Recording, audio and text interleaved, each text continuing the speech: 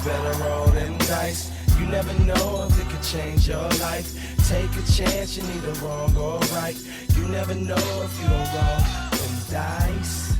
You better roll them dice. You never Good know morning, if Matt. it could Hey, change your Rob. life. Welcome everyone back to Dungeon Master of None. Like you said, I'm Rob, here with my dear friend and co-host Matt. And Matt, what are we talking about today? Well, today we will be accumulating, accruing interest, exchanging for goods and services, and RPG fun metacurrencies. That's particularly the ones the DM uses. That's right. We were talking about metacurrencies, and this is not how to maximize your earnings on Facebook Marketplace. No, this is little tokens, little shits or bonuses, little things that you can use, your players can use to affect the game state, influence the motion of the narrative, ways to sort of, for lack of a better term, gamify certain aspects of running and playing the game.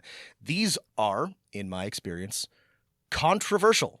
There are no, well, there is one, and it's not important, but there's no, big metacurrency in Dungeons and Dragons. There are big metacurrencies in games like the Fate RPG.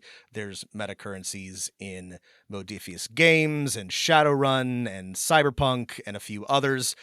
But as it turns out, not everybody loves these additions, loves to use them. I think some GMs find them to be frustrating in how they influence their ability to GM.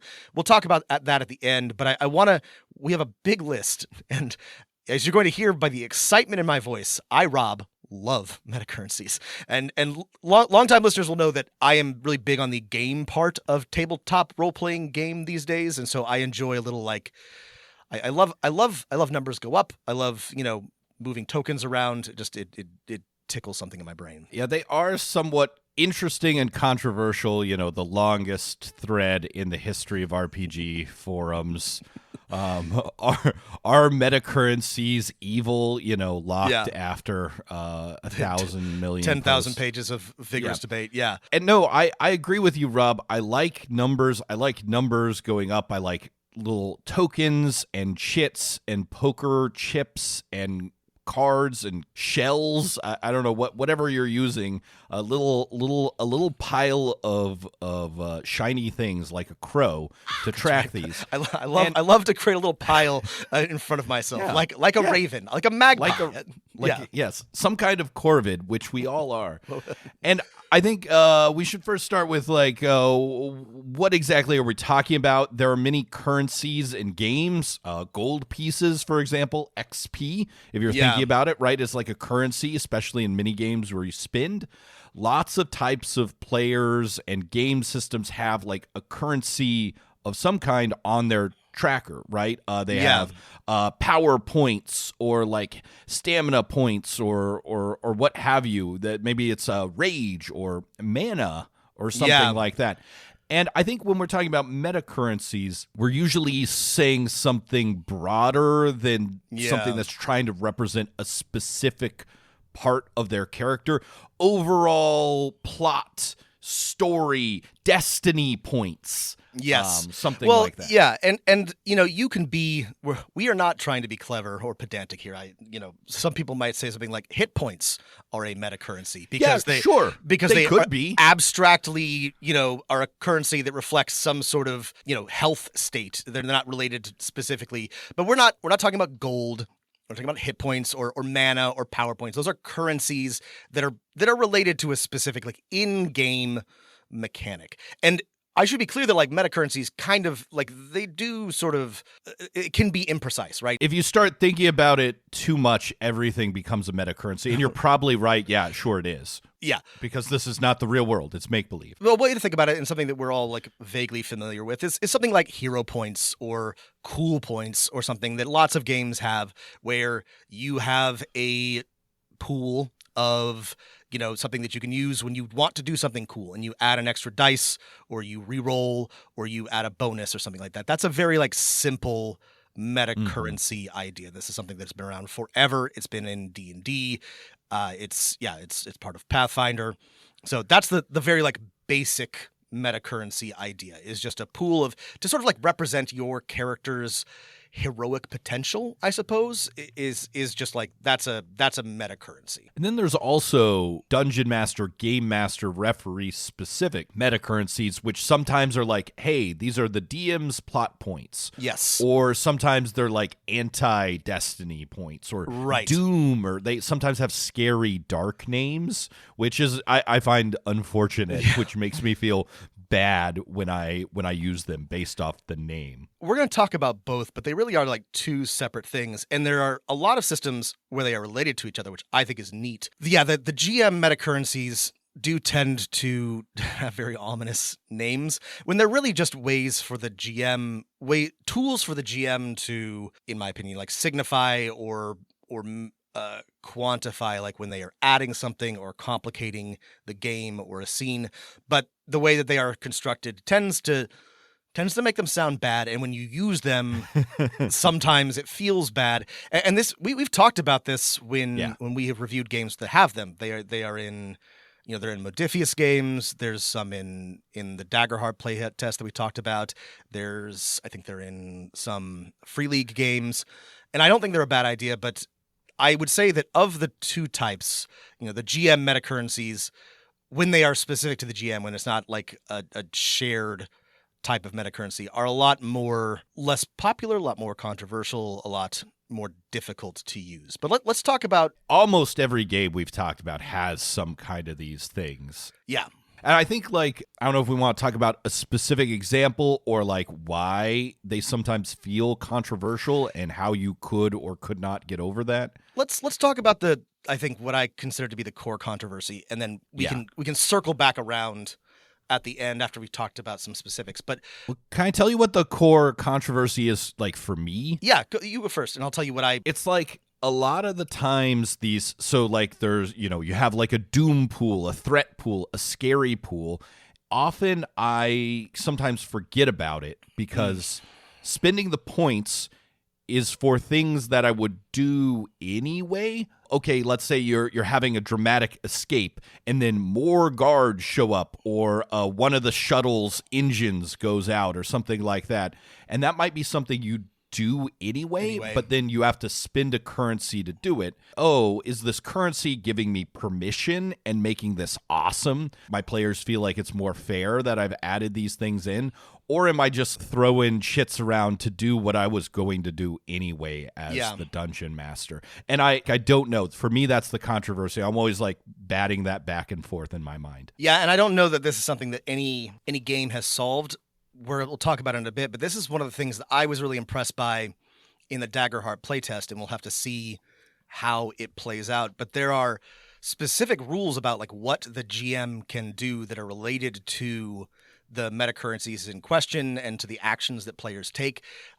I think a lot of people are going to find this very constraining because the thing I was going to say is the sort of primary complaint, the big problem with GM metacurrencies is that most GMs are used to having more or less unlimited control. And that is by design, but it's also a cultural thing. Most GMs are going to be, I say this with full self-awareness, the most control freaks, the most anal retentive out of the group, and they are used to being able to run the game as they see fit.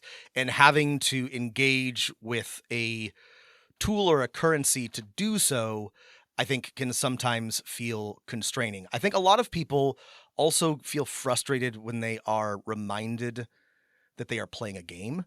I mean, I don't mean this in a bad way. I think a lot of people I do understand that. Want to just really lean into the fiction and the role playing. And so if you step back and you're I'm going to burn a metacurrency to change this thing about the narrative, which is something that exists for players in a lot of games, and I think is fun. I sorry to get really big picture. I am always aware that I'm playing a game. I'm always aware that I'm telling a story, and I like thinking about story as a structure, which is one of the things that I love about Blades in the Dark.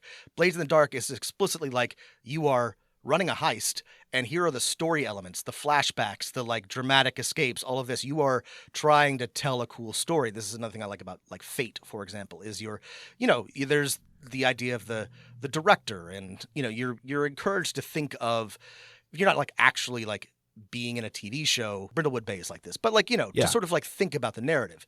But this is, I think, why some people don't like metacurrencies, is because it's sort of like a reminder that you're not inhabiting, you're not fully inhabiting that role-playing moment. You are telling a story. And that, I think, is just like a difference in play style, but I do understand like why some people might not love that about metacurrencies. Does that make sense? Yeah, that does make sense. And like, don't get it twisted. We're not saying you have to have a metacurrency to be a good DM or to run a good system. Rob just mentioned a game right there, Blades in the Dark, that I think you could argue probably doesn't have a metacurrency. I guess you could say stress. I guess you could say the Devil's Bargain is a little like one, but it's almost not. It feels less meta and more diegetic. We play lots of games that don't have metacurrencies, have a great time, right? Yeah. But so many systems have them. We thought we would try and work through our feelings on them and give you some advice. So yeah, that's my controversy. Is it's usually just like in my head, and I don't think it extends to the table.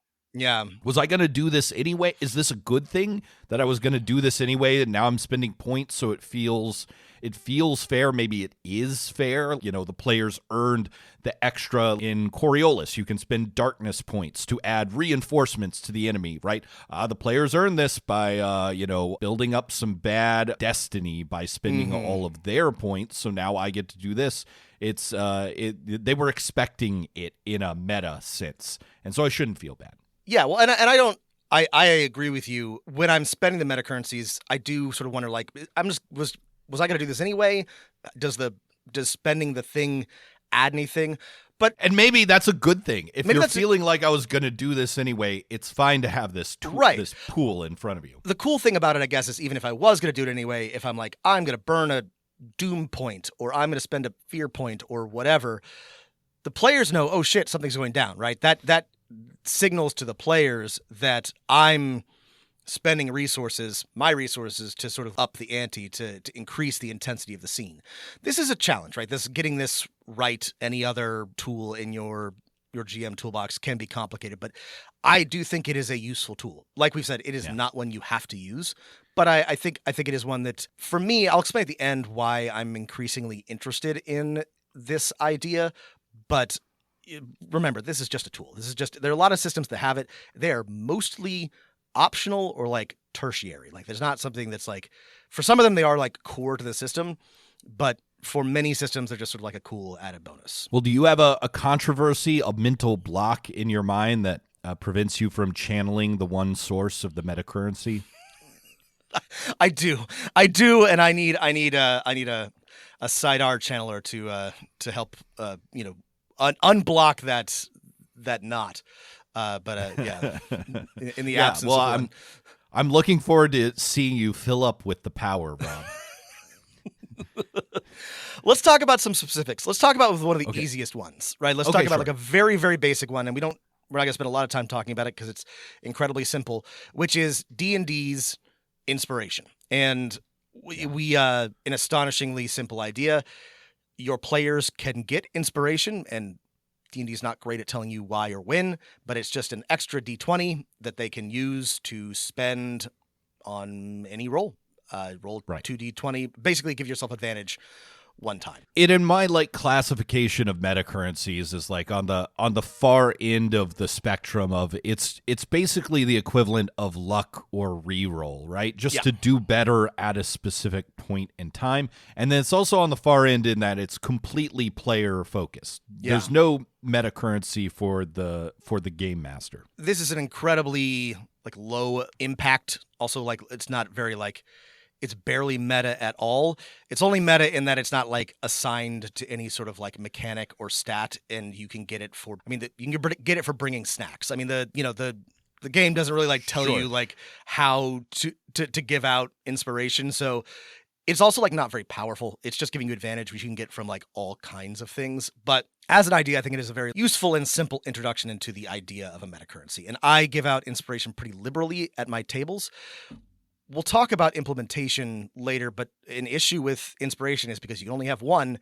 My players hoard them. They tend to not use it. Oh, another problem with inspiration is that it shares a name with bardic inspiration, which has feature of the game. Has never not been an issue for my players. I have to remind them that no, the D8 in front of you is your bardic inspiration. The D20 in front of you is your regular inspiration, which you got because you said something funny. This is not a huge issue, but just know that when you're thinking about metacurrencies, make sure they have names that are easy to distinguish. I mean, this would put out the first Dungeon Master of None tip for metacurrencies is that you need the Corvid pile of shiny baubles. Yes. Yes. So that's the easiest thing. If you're tracking metacurrencies as a square on someone's character sheet that they have to write and erase, that's a no-no. Should be a pile of anything. Coins. Give them a die. Give them a little token.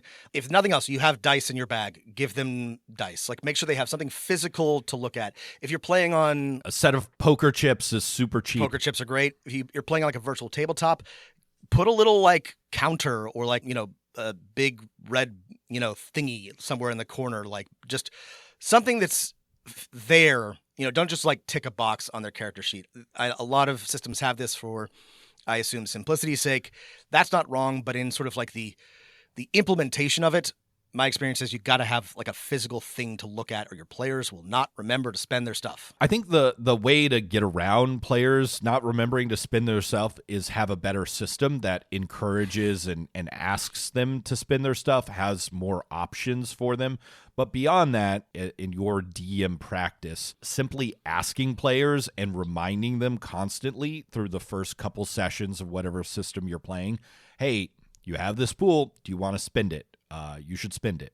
Actually, you should just spend it. Walk them through the first couple times. Because when I switch one of my groups to a game that has a lot of metacurrency, I start off with hey, remember you have this. You should probably use it. And they're like, ooh, well, my little old character doing this little old thing is not that important, and I want to be a good, person and not spin this this stuff yet. I need to Protestant mindset, Matt. It is.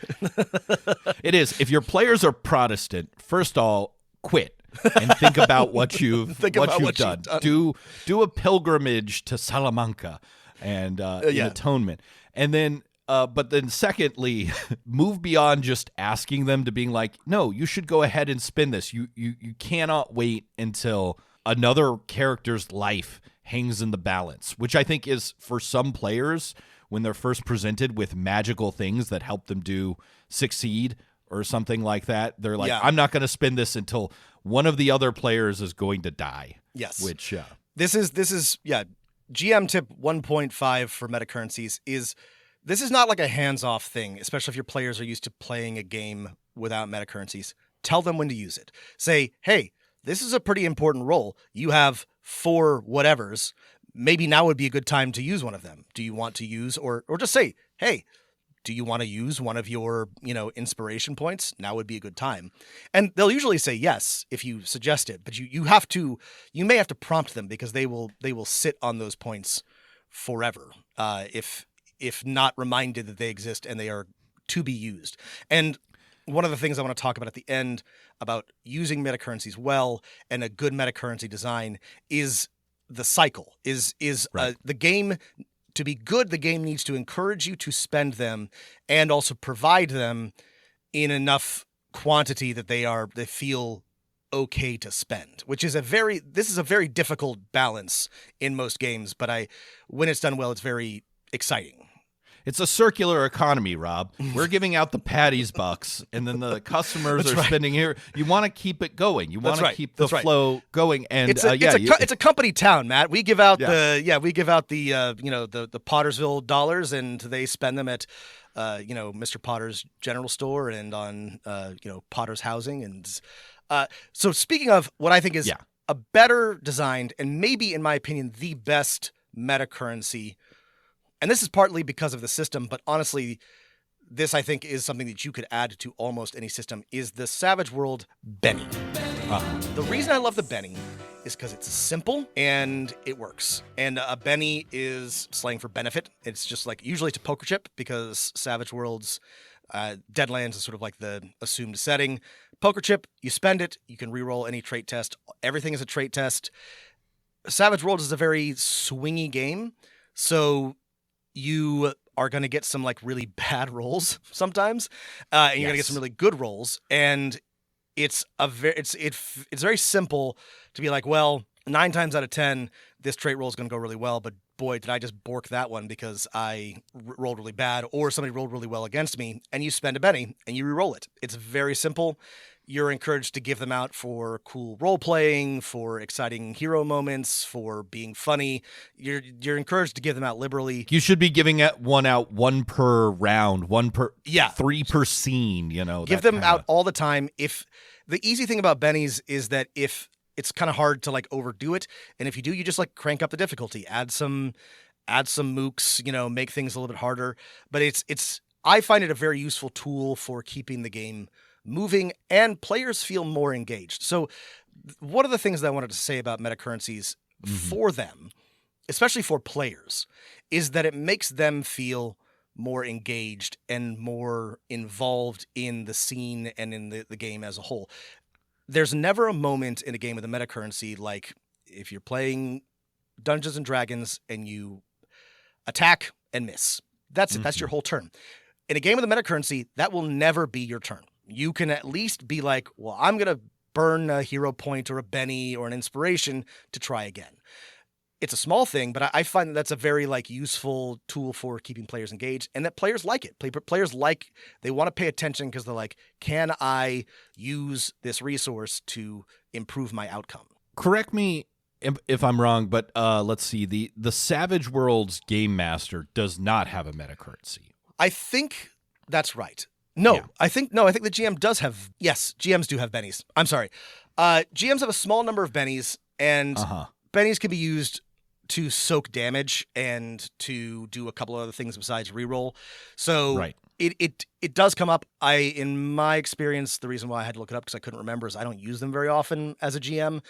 Unlike players, you have a finite amount. I don't know. I guess there's no reason per adventure, per session kind of thing. So I tend to hold on to them, but it is nice when like a wild card, a particularly powerful NPC shows up to have a Benny on hand to soak or make sure they don't get like taken out in a single round. So this is, I think, less well implemented for the GM, but I do like that Savage Worlds has this balance. Yeah. And so I like Savage Worlds, and I think it's at the perfect sweet spot for players using their metacurrency all the time to buff their rolls, buff each other, use special abilities, add plot points to a scene, add, hey, this thing is over here, or this person is distracted because of X, etc. But I don't think it's in the perfect spot for the other half of the equation, for the DM pool of metacurrencies, the Doom pool, the other type of thing. So I really like games. And so you brought up an interesting point. Metacurrencies really help players become involved, even when it's not their turn, because there's often an opportunity to spend those things at any time. Yeah. The game master never really has the problem of, I'm not really feeling involved in the game. I still do like the idea of the DM metacurrency that is in some way in conversation with the player's metacurrency. One useful thing about it is, so sometimes, the DM metacurrency can work in like a couple different ways. Sometimes it's just like an opposite pool. Like whenever a player spends a power point, the DM gets an anti-power point. And so it's a push and pull. Sometimes, like Rob said, the DM gets a set amount. Maybe for every player character, you start the game with one. Sometimes it's a complete escalation thing, like in Cortex Prime or something. The threat level starts off low, it gets high until the threat is resolved, and then it goes away, right? So it's just things get worse for you as the story progresses. Any of these are fine. Sometimes they're unconnected at all to the concept of session or adventure. Sometimes the DM doesn't actually have a pool, but they have things they can do where you're giving players their metacurrency when you do your action, so there's nothing for you to keep track of. Or maybe you're giving players XP, right? You give players XP whenever you do a thing.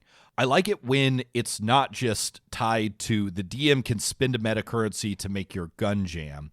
The DM can spend a meta currency to have an enemy re-roll their defense dice. I like it when the DM can spend a meta currency to add a complication. Actually, there's trinimbic interference, and you can't use your ship-to-ship transporters anymore. I do think the better use of them, just spending them to do something annoying like, your gun jams or you trip or something, is a lot less interesting than, you set off an alarm or there's, your communicator stops working or works inconsistently or any number of more interesting complications rather than just like fuck with your players. I think that's a more interesting use of a meta currency. One of the sweet spots that many systems from, I think Fate is probably the best example and maybe the first to do it, is that combo of those things of like fuck with your players but give them a deal, right? And that's the like compel, the force the deal, where you say,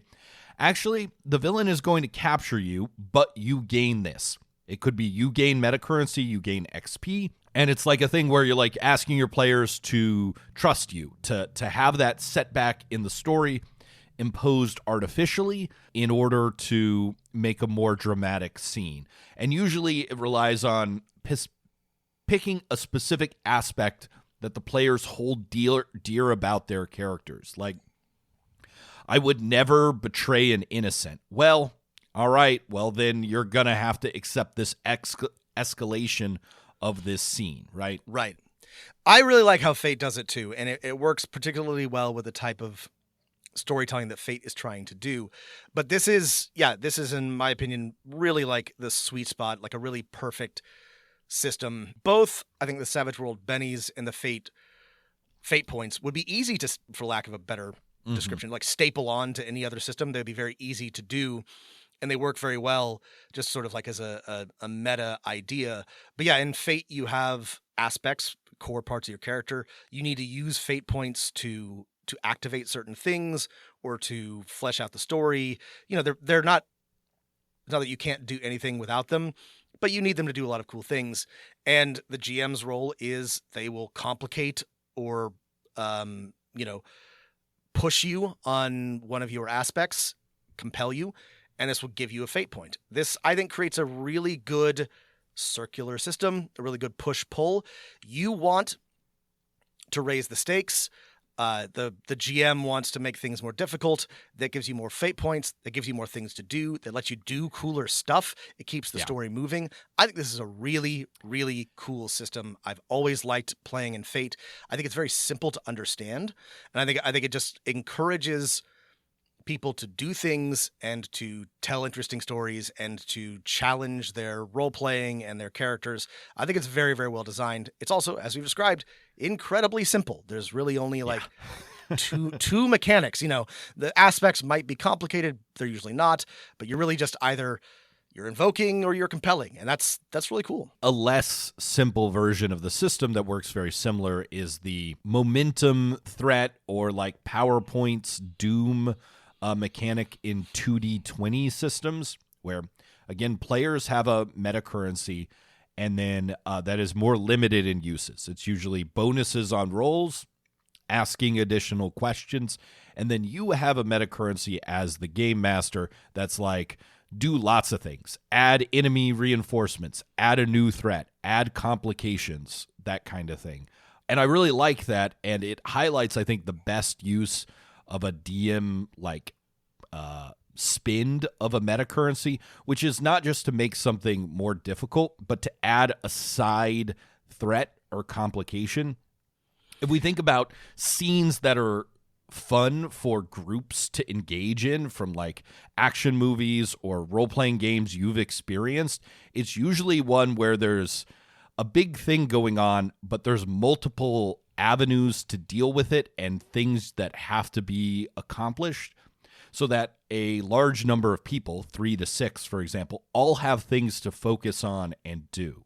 This is a mechanic that is in most Modifius games, the 2D21s, and you're running a Star Trek game, right? Yeah. And And so when I read this, I liked it, right? When we reviewed the Star Trek RPG and we talked about one of the other Modiphius games, I thought it was cool. But what's your experience with it? Because I was reading up on Metacurrencies for this episode, and there are a lot of people who do not like, a lot of GMs who do not like threat, who do not like how it is implemented in Modiphius games. And like I said, it looked cool to me. I liked it, but I'm curious like what your hands-on experience with it is. Well, one of the problems with the metacurrency system in 2D20 is that the players all share a metacurrency. Essentially, it's a little bit of a like tragedy or maybe triumph of the commons in that they're all afraid to spend common resources at first.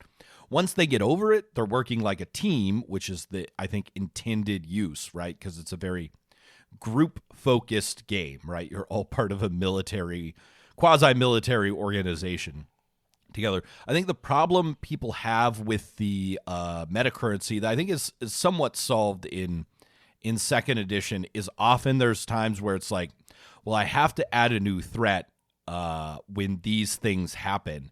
I don't have one in my head to come up with. And then like you essentially need to have for every adventure, it changes the way you plan.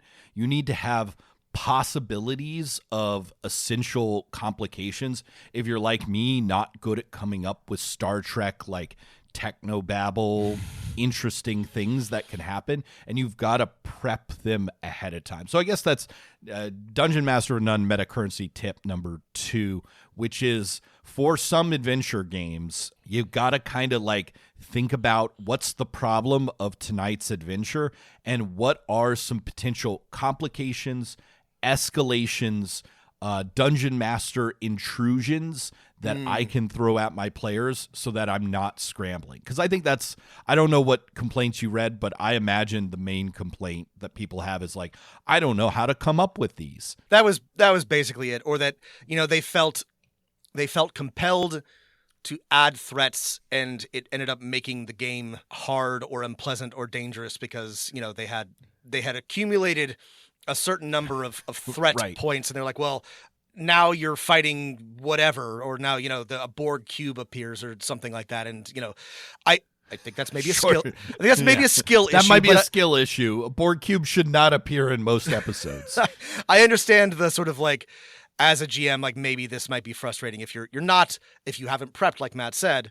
What do I do when I have a surplus of metacurrency? Like, what are some complications or threats or challenges that I can add so I'm not just like, I don't know, your warp core explodes or something, it's like, so you have like an appropriate, like a level of a list of things to draw from. And this is something I think that maybe some RPGs could do better is, I think there may be resistant to sort of like mechanize this, but like maybe like a list of like, here's some things that you might do with your metacurrency, or here's like a list of options, a menu to choose from so that you don't have to like come up with everything yourself. Yeah. And I like to think of it, and this is not specifically in the advice as far as I know to the Modiphius systems like Dune, Imperium, Conan, Star Trek, but is to come up with a list of like GM principles, a la Powered by the Apocalypse. So, for Star Trek, some of the like, Apocalypse worlds ones might apply, like separate the players, right? That's something that happens very often in kind of serialized sci-fi TV shows, yes, right? Escalate, pose a moral quandary. Like, so using threat to introduce something that's like, well, here's the quandary here that the players are going to have to debate and decide to do, right? Mm-hmm. But it can also just be like simple things like, here is, escalating this where it cannot be overcome by simple force of arms. I think that's a really good idea. Yeah. Have some guiding principles, which will help you decide like what to do with your metacurrency. One other system that I really like, that I'm interested in is Daggerheart, and we've read the playtest, and so we need to see sort of like what the final product looks like. But the core mechanic is not unlike Modiphius' 2d20. It's 2d12, and you have one die that is a hope die and one die that is a fear die, and you pick whichever one is higher for your roll. If it's hope, you mark a hope. If it's fear, your GM marks a fear. I think this is a really neat system. I have to see how it plays out. The hope is all the other metacurrencies that we've discussed. I don't think it can be used for rerolls or something, but it has. Yeah, it's often an actual currency. Like you need it to power your spells or something like that. It's a bit less meta. It's less meta. It's used for some like actual character things. The fate or the fear currency is a little bit more meta. It lets completely meta. The GM activate. I think it does let them activate certain like monster abilities, but also like add monsters or increase danger or any number of things. This one for me. I want to see some like play testing personally and just sort of to see how it plays out because it's a little different from what we just talked about. If it works, I think that's pretty neat. I think that's a pretty like fun idea, and in my mind, it's kind of cool because these are just generated by play. Like every time you roll, you're going to generate a hope or a fear. And this has a chance of really like changing the dynamics of a session depending on how your rolls go, which to me, I think is fun. For a lot of people, I think maybe that might be frustrating. If you were a GM and I don't know, you have a certain plan that would require you to have a certain pool of fear or, to be able to do all of these things, that might be frustrating. I think that's, leaning into sort of like the randomness and the chance of it is interesting, but this is different than some of the other current metacurrencies we've talked about, and also sort of hits on that frustration that I think a lot of people have that I talked about at the beginning. Like I said, we have to see how it actually works in play and what the final rules are, because that part of Daggerheart was not fully fleshed out. But I think it's a really interesting idea potentially. In my playtest, it solved one particular problem, which was players using their metacurrency because it's not completely a metacurrency. They need it to do some of their basic things. Like that problem completely went away, and it being generated in play reminds me of like just a general tip that this one solves through the system that applies to all metacurrencies, which is kick your player's ass, right? In the story, in combat, in situations, right? If you're using your metacurrency to throw lots of threats at them, they're going to need to use their stuff in a cool way to get out of it. Daggerheart, I think, completely solves that system in that since the metacurrencies are popping up like at the same time, they're naturally going to balance each other out in some kind of cool story. But if you have one of those where the DM just gets a big chunk of them at the beginning, right? Try kicking their ass and see how they respond. Yeah. This is one of the things that this is my pro metacurrency argument, is that I think that it lets you as the GM adjust difficulty on the fly, right? Like it lets you, and it also lets you throw bigger challenges at your players. If you throw something big at them and they burn through all of their metacurrencies, that's good. And that means that you can, whatever happens next, maybe you slack off a little bit or you reward them. But like if you get the balance wrong in something like a regular D&D encounter, or you want to like throw something a little bit more dangerous at them that they might not be able to handle, that can go wrong in a way that they don't have like any tools to deal with. So I think this is, like I said, this is one of my arguments for a metacurrency, is that I think it lets you do cooler things as a GM and throw bigger and more exciting challenges at people. How that works out in every table, every play varies, but I think giving players more tools, and especially powerful tools, lets you tell bigger stories and do cooler things. Something that Cyberpunk and Shadowrun have sort of metacurrencies. They're meta in that they reflect, they're basically cool points. So it's luck and edge, right? And luck is luck and edge is edge. And these are just points or rolls that you can add to anything. They just represent sort of your overall, cyberpunk ability. Luck is just like a flat bonus that you can spend, like you have a pool of luck. This I found to not work very well, to be honest. This was one that my players completely forgot about. So I've kind of adjusted the way that works, but it's okay as an idea. One of my favorite metacurrencies has always been Shadowrun's Edge. And unfortunately, I don't even know how it works in the current edition. Shadowrun has exceeded my ability to keep up with what's going on. The rules are now too muddled. But as a concept, it's got to be one of my favorite metacurrencies, because it is based in like mechanics, but it doesn't represent anything real except like your coolness, right? Like it's just like you're living on the edge. You re-roll things. You you can use it to shake off glitches and automatically hit. And it used to be that you could build a whole character just around edge. They're called edge Just lords. being a lucky SOB, you know? And I thought this was like one of the coolest things about Shadowrun, and I like the way that this works for players.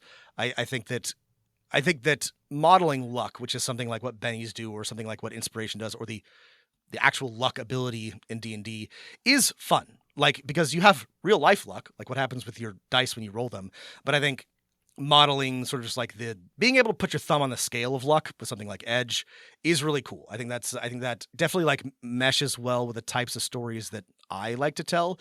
And I think it like makes players feel cool to be able to live on the edge, to just do something cool. I like Edge. Correct me if I'm wrong, but like under the most recent editions of Shadowrun, it goes all the way to like you can kind of manipulate anything about yourself, like soaking damage, automatically hitting, but you're not allowed to manipulate the environment with Edge. I think you that's can't right. spend Edge to be like, actually, there's a bunch of propane tanks outside the compound or something like that. So it's Yeah. not a full meta currency in that it doesn't let you manipulate like the narrative or the environment, but Shadowrun If it is had that, a more grounded game. Yeah. that's what I would want. I don't know. Do you ever have, if you're ever playing a game where players can not just spend it on themselves, but like spend it on the environment, add to the story? Do you have trouble getting players to use those points or Yes, I do. something like that? Yes, I do. This is a big mental Yeah. jump for most of my players. And there are lots of games, like we've mentioned, this isn't a meta currency, but Blades in the Dark has a lot of like, you can manipulate the environment, you can do these flashbacks to change the narrative. Players sometimes struggle with the idea that they too can Be in the director's chair. be in the director's chair. Once they become comfortable with that, I think that's very exciting. But this is, I think, a big step for a lot of players that are used to just playing D&D, for example. But sorry, what's your tip for how to work with this, though? I think my in for this is tapping into players' natural sneakiness, tomfoolery, weaseliness. Yeah. Right? So I think we've all had players who are like, well, we're attacking them with the sun behind us. I think that should give us some kind of bonus or something like that. Or, it has been raining, so these goblins' bowstrings might, kind of be wet. Maybe you should take that into account when they're firing. It's like This is a good point. Yeah. it's dark outside. He's shooting me. I'm my hair. I'm wearing a black cloak. I'm wearing my hair is also black. It's like anything they can get to get a bonus. Players are good at fishing for bonuses, Right. and they are used to that. So just get them to shift that thought to fishing, to how do I manipulate the scene to achieve that effect. Yeah. Tap into that. It's like, players like, it's cold. I should be able to overcharge, on this planet, I should be able to overcharge my laser rifle, and its heat dissipation should be, I'm like, yeah, perfect. Spend a meta currency to say, hey, we're creating this trait, that the extra cold ammonia winds of this planet allow any energy weapons to function at a higher rate. And for the rest, this will apply to you and for the rest of the scene, for the rest of the party. And then you're like, you've in fact encouraged them to spend their meta currency that's making an intrusion outside of their character in a way that not only gives them the Weasley bonus they were asking for, but provides it to something even bigger, provides it to the entire party, the entire scene. Yeah, I think tapping into their Weaseliness can then lead into their desire to manipulate the entire thing, right? And, remember, these are always a negotiation, Right. some kind of compromise, it's a great time to say no, but, especially if, they're asking every single time, well, are there some large oil drums or propane tanks or something right next to the thing we're going to? Okay, not this time, but there is. What else? Come up with something Right. else. What about this? It's also like a great way to just, like we said before, keep your players engaged, keep them invested, and also maybe train them to do some GMing themselves. Like they're going to be thinking more about the environment, thinking more about the scene, trying to picture it and embody it beyond like, what is my character doing? This is I think this is one of the things that I like about Metacurrencies, because we are playing a game and there are meta considerations. You know, you even if all you want to do is really just like sink into embody your character, you're still in a scene with other people. You're still collaborating to tell a story, and it's important to think about those things, and it's important to engage on that level. My last kind of tip for using these as the dungeon master is, and this doesn't apply to every role-playing game, but I know you and I, Rob, really like when we do a session that has a beginning, some kind of climax, and then like an end, like an episode of television. Yeah. And I think this tip applies to games that are specifically like that. So maybe not your dungeon crawl, right? Yeah. If you've got the meta currency, use your meta knowledge of real world meta time to be like, all right, hey, what time does everyone have to leave? Okay, in an hour. Okay, it's time to move to the climatic scene. You can use that meta currency to make, whatever situation is next, that meta climactic thing by saying, spending your doom points or your threat points to be like, and then the big boss arrives with his cadre of mooks, and then, the thing goes on the fritz. It's time. You've got to like get out of here. Use your doom pool to create the climax that works with the time that you have in the real world. The metacurrency contributes really well to a climactic moment, right? Like a big fight or a tense confrontation, because you're spending all of what you've got as the GM, and your players are encouraged to spend everything that they've got, because I think in 99% of cases, these points do not carry over. So there's no benefit to hoarding them. And that's great. Like if you were trying to tell sort of like an episodic arc, which I think many of us try to do, and I try to do. I want there to be a beginning, middle, and end. There's continuity, but have a big climactic moment and encourage your players to spend what they've got and spend what you've got, so that they know that it's time to do so. Yeah. When the points don't carry over, that is the game system trying to tell you, spend them tonight to make that, rising, falling action. Yeah. I want to talk to you about what I consider to be the granddaddy of all metacurrencies, because I think that it is insane. The U.S. dollar. Insane. The fiat currency. It's not real, Rob. It's not backed by gold. It's not backed by silver.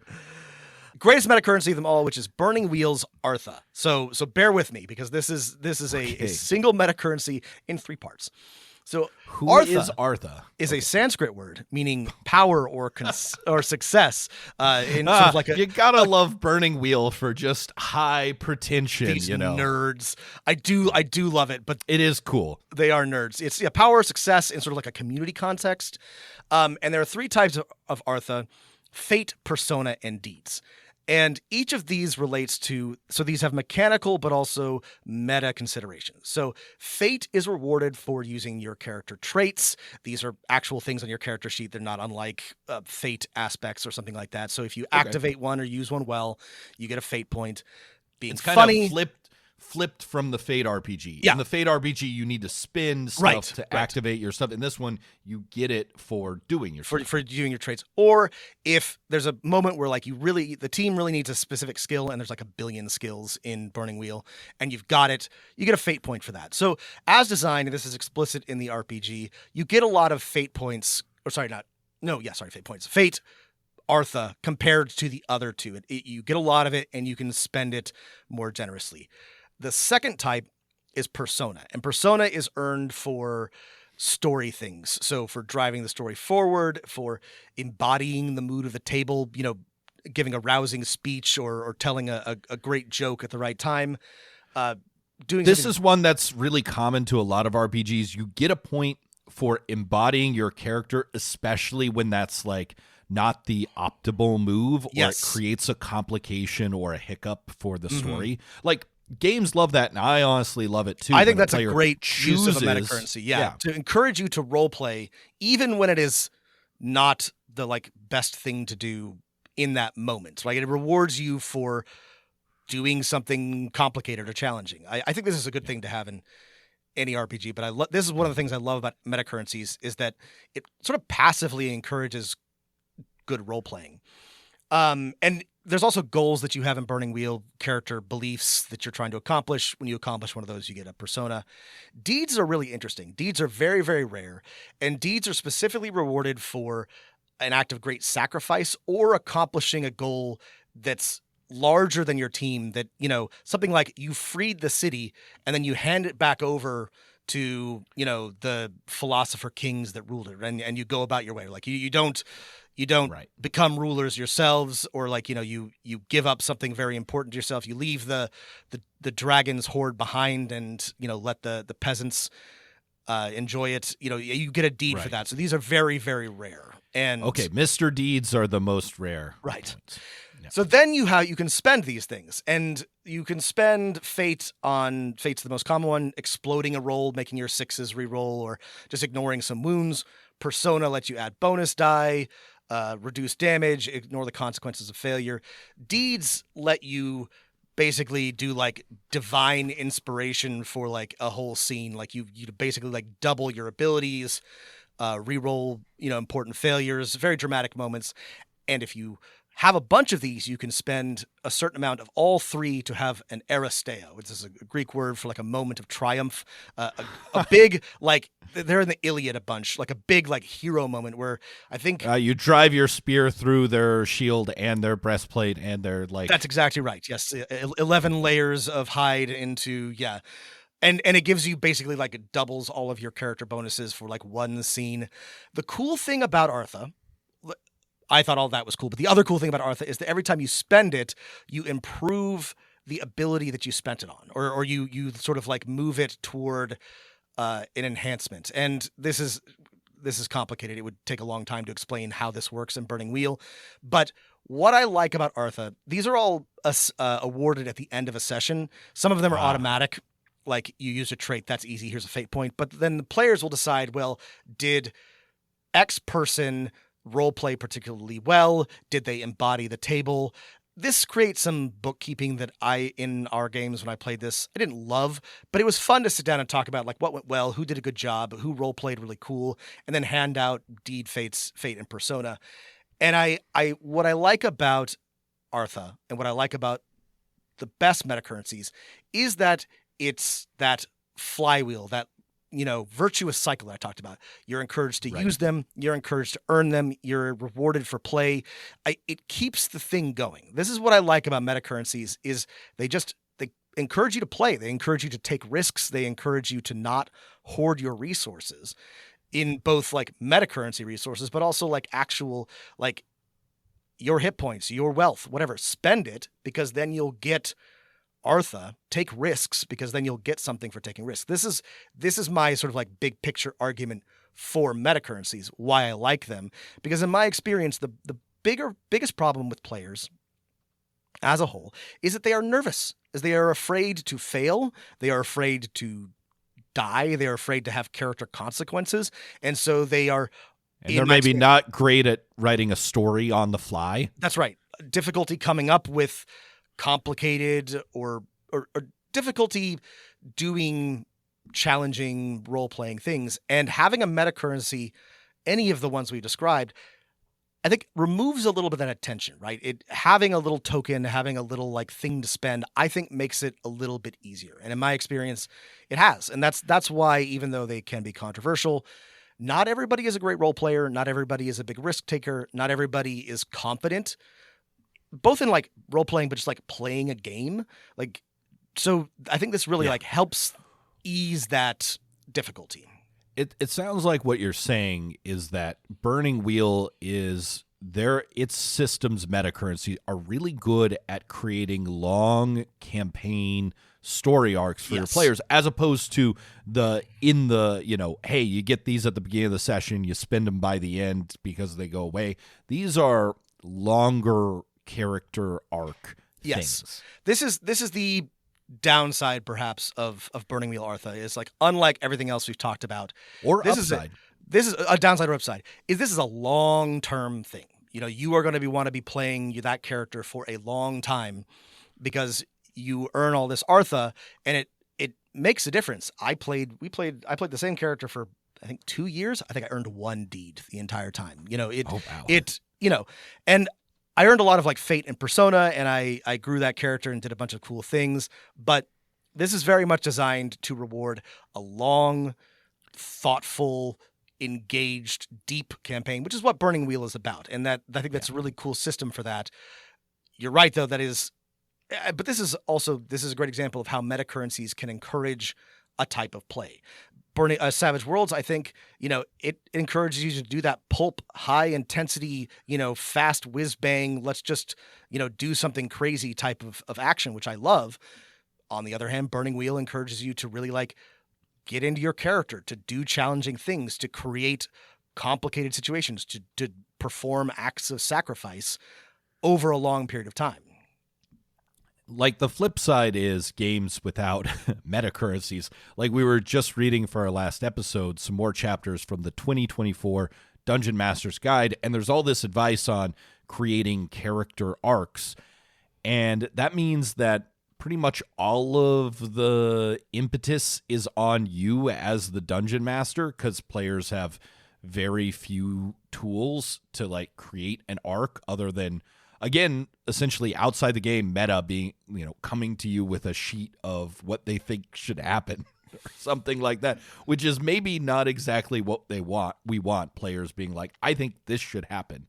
Yeah. The meta currency like solves that problem. So we're wrapping up here. This is the other part, I think, of my argument for a meta currency. And this is, I think, where some of the disagreement comes in. You know, of course, I'm the GM. I can decide on any scene what's going to happen. I am in absolute control of the narrative, more or less.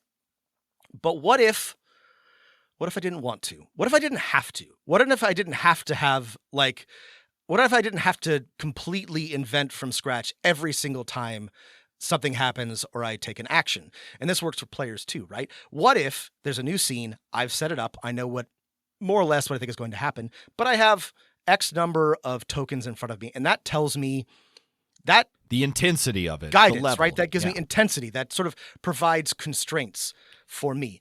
I like that. I make a lot of decisions in my life. We all do. We live. Right. There are 100 types of peanut butter at the grocery store. I would like to make fewer decisions. And one of the things that I like about a metacurrency is that it sort of like eases that passageway, right? It gives both players and the GM a little bit of sort of like some tools and guidance for like, what am I doing on my turn? What am I doing with my action? What am I doing in this scene? And that's, again, this is getting back to the game part of role-playing game. Like I think that, yes, it is a little gamey. And if what you love is really getting into character and really like role-playing, you may not like a metacurrency. It may take you out of that moment. I love role-playing, and I'm a good role player, but I also like, we're rolling dice, we're playing a game, we're trying to like move the narrative forward. And I like having these tools personally, and I like giving them to my players because they help ease that passage. They help make things move, and they take some of the difficulty of what do I do or how, or can I do this away, because you have a little like pool of tokens, and that tells you sort of like what your ability, intensity, you know, what you have to work with at any given moment. I think you brought up like an interesting flip side to what you just said, which is this also means at certain points during tonight's session or a campaign that you can't make a scene more complicated or dangerous or something because you're out of your DM metacurrency. And I think that can, if you can embrace it, right, that can be liberating. I think so too. Yeah. I thought this was going to be a big challenge, but, you know, we've all watched movies or been in, you know, games without metacurrencies where there's a combat or an action scene or a diplomatic scene where it's like, oh, this wasn't complicated at all. The players got exactly, they cut through these enemies like butter. They bent this politician to their will, right, and then they moved on to the next scene. And sometimes that's nice to have.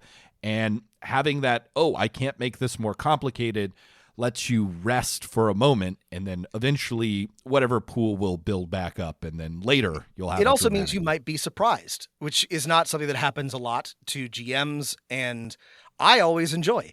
I really like it when my players surprise me, and the big challenge, like you just described, the big challenge I set up, turns out they solve it.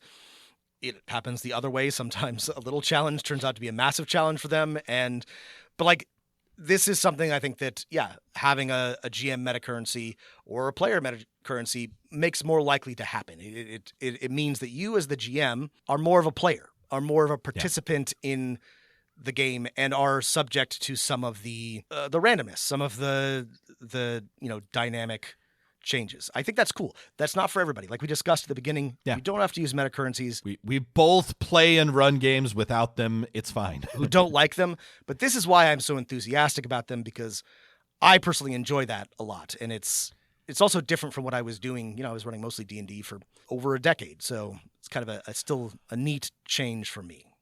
I think my closing thought and tip is that when everything's working on like all cylinders and stuff like that, you should really embrace showing the metacurrency. Like, you've got your stack of flat glass pebbles that you got for $7 at the craft store in a pack of 200. And, you grab 3 of them. And then, this ship arrives in system. And like everyone kind of understands what the 3 means. You're showing it to your players. It's fine. Like we're all part of this shared fiction. And don't be afraid to show your metacurrency to your players, right? Yeah. Just having that stack in front of you lets your players know when they can get away with cutting through the enemies, like a hot knife through cold, but a cold knife through hot butter, a warm knife through something. A plasma knife through ferrosteel. That's right. Plasma knife through ferrosteel to show your players, things are serious. There's a big stack of doom in front of us. That means that the enemy superhero team, when they show back up, they're super powered now, and they've gotten the evil injections, and they're ready to kick our ass. My main piece of sort of like closing advice about this and thoughts is this goes in both directions, but the main problem that I've encountered with these is just remembering that they exist and remembering to use them. And for your players, this means just give more. Give more and tell them, burn a Benny, spend an inspiration until they get used to using them, because if you do not train them on this, they will forget to use them. And the one thing the metacurrencies don't do well is if they're not used, they're not very interesting. And so the main challenge is remembering to use them for you or for them, and making sure there's enough generated to encourage them to do so. And in every case, I have just leaned on if it's something that you as a GM can do as fiat, just give more. Just give more until your players feel comfortable spending them on whatever they want. Yeah, I think just getting your players being able to kick their ass, making things challenging enough. I often find, maybe this is not for everyone, but often with my players, they build characters and they work as teams enough that very little in the game system is written can be quite challenging unless we're playing like basic edition D&D. And so having something where it's like, this makes things really crazy. And if you're going for a game where the heroes of the adventure are those like pretty competent people, they're great superheroes, they're sci-fi explorers, they're super spies. They're not going to fail at a deception check or shooting someone with a sniper rifle from 1,000 meters away, unless that person is on a glass elevator that's free falling, or whatever. Making those things complicated can add that spice. I love talking about this. This is one of my favorite things. We should wrap up. If you have other metacurrencies that are different or unique that you think are cool, that you want to let us know about, Email us at dmofnone@gmail.com. Or you can also go to our social media, links in the show notes to our Blue Sky. You know, if you feel like we didn't talk about Destiny points and Jinsys Fantasy Flight Edition metacurrencies enough, or whatever your favorite metacurrency is, please let us know. Or, you know, you can tell us about it on our Discord. Link also in the show notes. Thanks for listening, everybody, and keep rolling them dice. Bennies. And the bennies, and the girls, you said the girls, and a lot.